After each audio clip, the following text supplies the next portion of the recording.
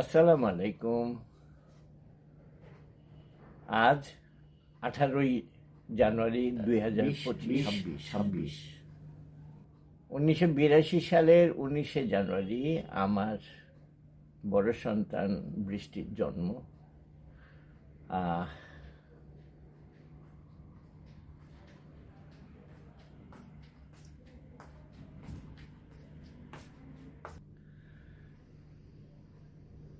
এই গানটা নালিশের, এই একটা গানই হাতের কাছে পেলাম, এটাই দেখি।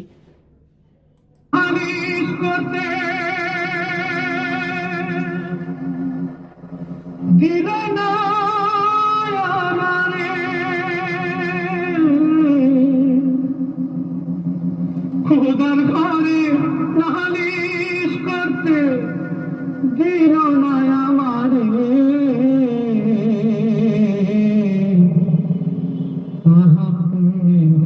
বিচার মানুষে করে।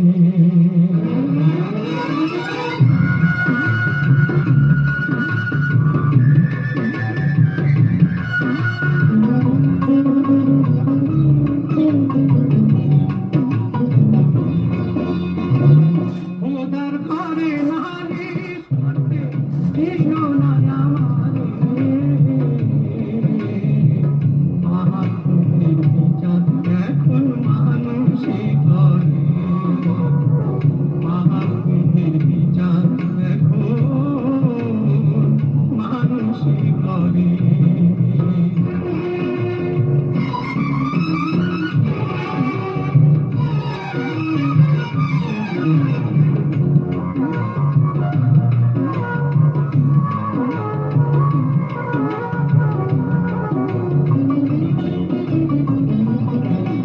আমার দুঃখের কথা শোনার মতো কোনো মানুষ নাই, আমি কার কাছে জানাই। আমার চোখের পানি মোছার মতো আপন কেহ নাই, আমি কোথায় পাবো ভাই।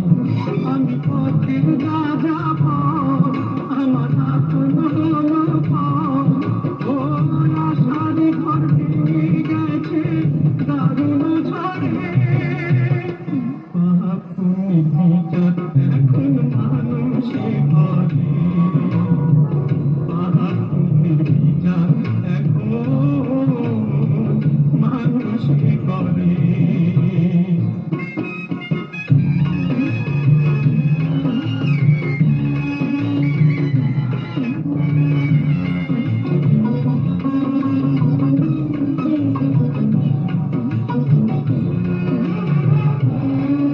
আমি বিচারকের বিচার খেয়ে করছি প্রতিবাদ, বলো সে কি অপরাধ। আমার মানুষ হয়ে বেঁচে থাকা ছিল বড় সাধ, কেন পেলাম অপবাদ। আজ শুনবে মানুষ শোন, এই দুঃখের আগুন, ও আর কতকাল জ্বালিয়ে রাখবে আমার অন্তরে। মহাপুরের বিচার এখন মানুষে করে। মহাপুরের বিচার এখন মানুষে করে। ওদের ঘরে নালিশ করতে দিল না আমারে,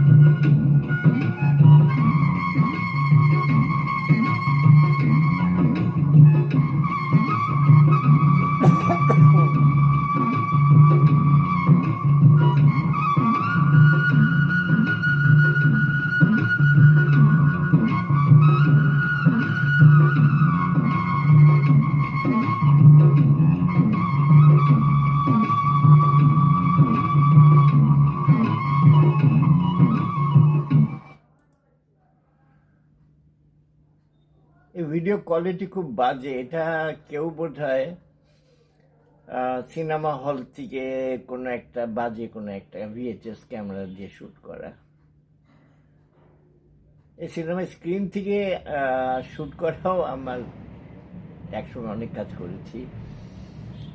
যাই হোক, নালিশ আমার জীবনের প্রথম রঙিন ছবি। উজ্জ্বল ভাইয়ের প্রোডাকশনের ছিল এটা। এ নিয়ে অনেক স্মৃতি।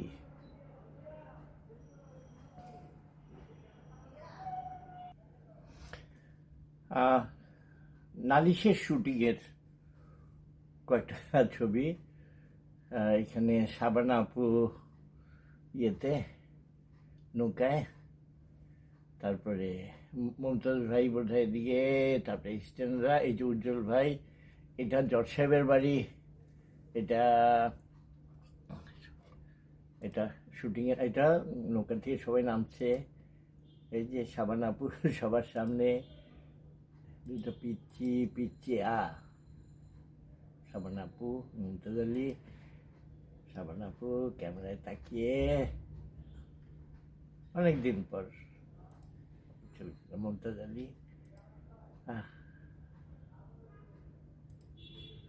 কত সুন্দর স্মৃতি।